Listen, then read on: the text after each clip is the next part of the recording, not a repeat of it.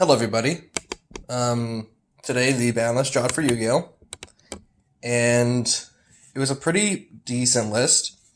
Didn't really get some of the problems like Scythe and Mystic Mine and whatnot, but it's a pretty good list. Though dinosaurs didn't get any direct support, something pretty significant did happen that we'll go over in this video. So this is a 60 card Branded Destiny Scrap Dinosaur deck profile. I promised this a long time ago, but I never posted a video. I've been playing a 60 card dinosaur version before this that was playing around Curious, sending out There Can Only Be One, and reviving it back with Griffin. That played really well around Dark Ruler. And I might make a profile of that as well. So there's two versions of this deck.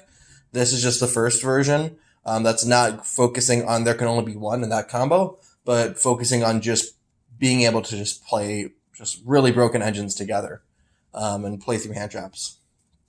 So here we go. Right off the bat, we're going to go with 3 Branded Fusion, 1 Fallen of Albaz. You could play 2. I'm choosing not to. What's really important about this package is the overtext. So I don't really know anyone else who does this. I kind of came up with this back when Branded first came out. But you send these two together for Branded Fusion. You send overtext for cost, chain blocking your Lubellion.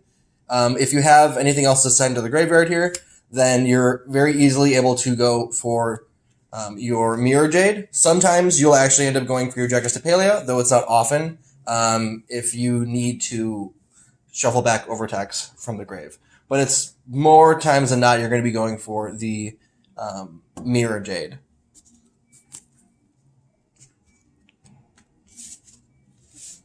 Next up, we're playing 3 Fusion Destiny. Yeah, that's Ultimate Rare. With Celestial, Dasher. So, Fusion Engine. Destiny Herder Phoenix Destroyer is really good in the deck. Obviously, first turn, this really locks you out after you have to do that after you've comboed.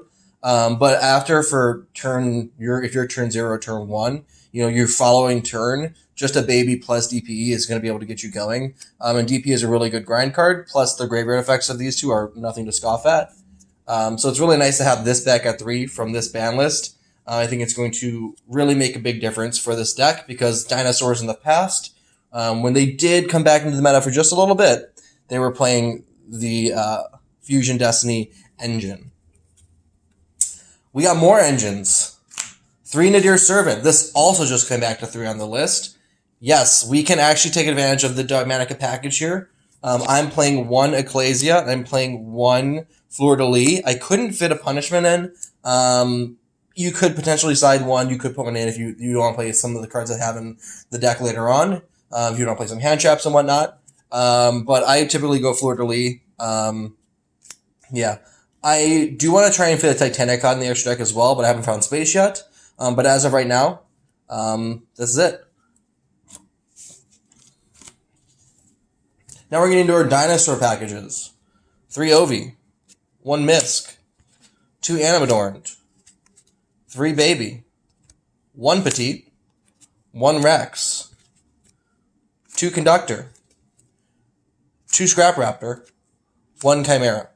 In the other version, I do play the Golem, but not in this version. The Golem's incredibly important for you to be able to do the Curious combo, which I will definitely showcase for you guys at some point. I will make that deck profile or just show it online.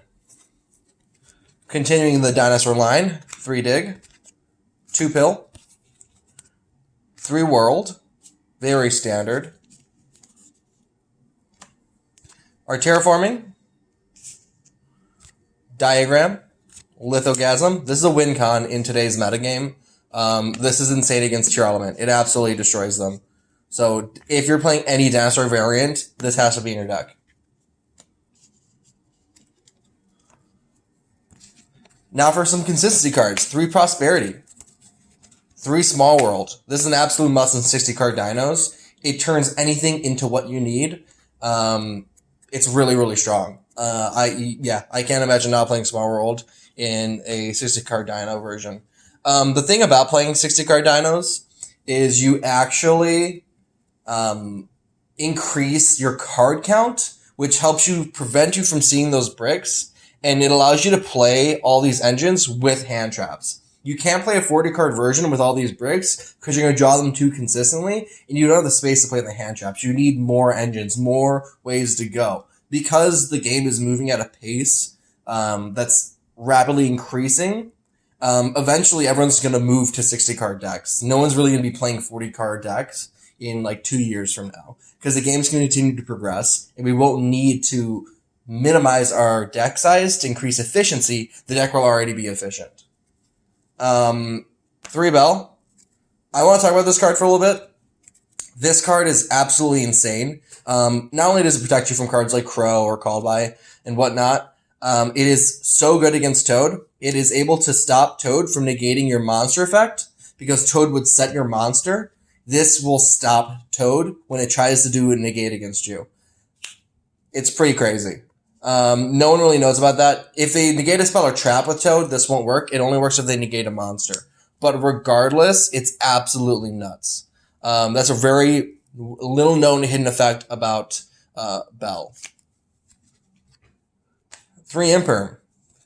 Bell's an absolute must for Dinos, just throwing out there. Imperm. Effect target negation is really, really strong right now. I just think that Imperm in the last month has really increased its value in like what it's doing against the current metagame. 3 Ash. This is my least favorite hand trap in the game, but I'm playing it. It's generically good.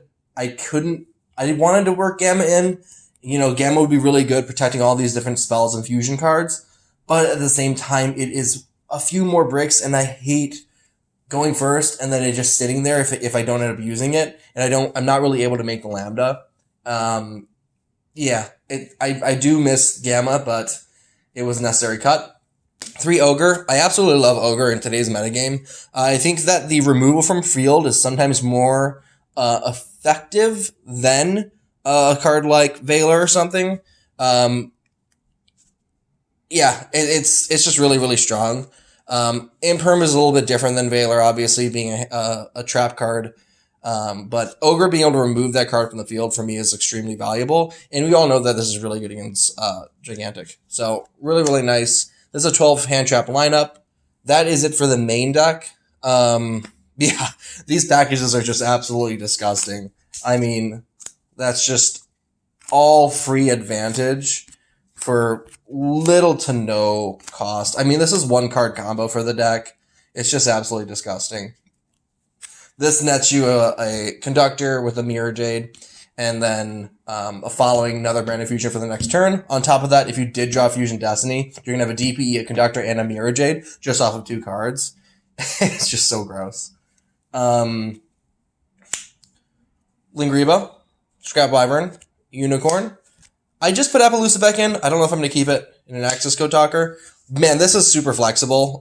This is mandatory, this is mandatory. These are not. You can do them in any way you want. This is just the current package that I decided to play. I had a much different extra deck with the Curious version. I needed to use Cerberus because it was an Earth monster that was a different type and all this other stuff. 1 Lagia, 1 Dolka, Dweller. Dweller's cracked. Everyone knows Dweller's cracked right now. 1 Omega, Lubellion, Albion, Mirror Jade. Dragon's Pela is still pretty necessary. There's your Phoenix Enforcer. And then I do play 1 NTS just to be sent off of the Nadir Servant. This is totally a flex spot. You can play something else. Doesn't need to be this.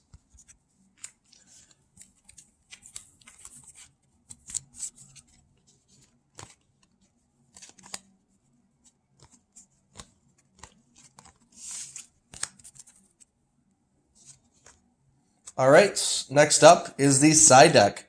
This is totally subject to change. You guys don't have to follow this. You can play cards like 3 Anti-Spell, 3 Solemn Judgment, cards that really can protect you from Dark Lord no more. But in a 60-card version, it's kind of unavoidable. You just have to deal with that. You'd have to be playing a curious version in order to search out those trap cards to have that one chained interaction of Dark Ruler no more, that you can chain your Omega to it and then rely on your trap card to kind of floodgate that turn, because there can only be one typically ends everyone's turn in today's game. But regardless of that, this is not that version. So 1 pink, 1 Dogoran, 3 Dark Ruler. So pink is just really strong. Dogoran, I just want to have that one searchable removal to Towers type cards, given that Marincess and Agnister still do exist in the game. I want to have at least 1 card for them. Dark Ruler does a decent job as well.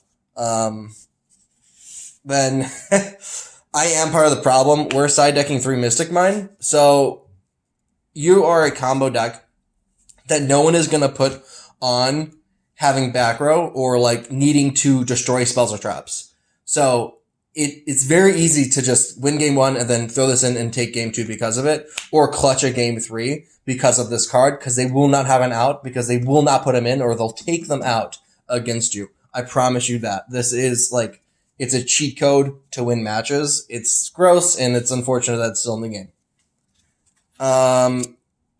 3 Lightning Storm. Just, mass removal, especially with the loss of red reboot. Just having more ways to just have that mass spell removal. Plus, it can help assist in breaking boards if you feel like some of your hand traps are not doing the job. And then 1 Harpies. So the deck, obviously, dinosaurs have always struggled with back row decks. So here's 4 cards out that. And then this is not I've had this thought before. This is not my original idea. I actually got it from another YouTuber watching his video, because I felt the same thing. I thought that this card was really, really strong. 3 Denko Sekka. So this card literally says they can't activate, neither player can activate set spell and trap cards. You won't have any. You don't need your normal summon to play in this deck. You've got the fusion spells, Nisk, different ways to get going. Literally, this deck is built to not rely on its normal summon. Now, don't get me wrong. It happens where you do need to rely on your normal summon. Scrap Raptor Lost World is full combo. OV Lost World is a decent combo. Like, it does come up. But against Sprite, what this does is you summon this. They will not have a response to this. Their Toad is their only interruption point against you. They can no longer use their Smashers or any of their other set cards. This is like, if they can't negate this card summon, that's it. They're fucked. So this card's absolutely nuts in helping you absolutely demolish Sprite. And I hate to say that with so much like gusto in my voice, but I cannot stand playing against Sprite. I always do really well against Tier, but Sprite for this deck is like the killer. So that's why we're playing 3 Dingo Sekka. And also, if you do run into other back row decks, this is just absolutely filthy disgusting. And they're going to be like, what the hell when you play that against them? No one can see that coming. That's it for the deck profile, guys. I hope you enjoyed it. If you have any questions, feel free to comment on the video, and I'll get back to you as soon as I can. Peace. This is Leo from Team Survival. Out.